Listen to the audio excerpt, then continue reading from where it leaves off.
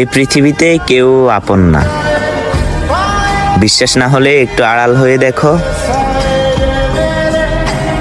দেখবা কেউ খোঁজ নিবে না।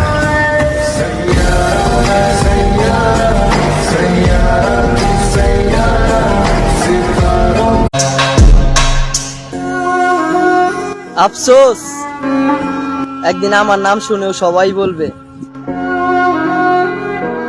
ইন্না লিল্লাহি ওয়া ইন্না ইলাইহি রাজিউন।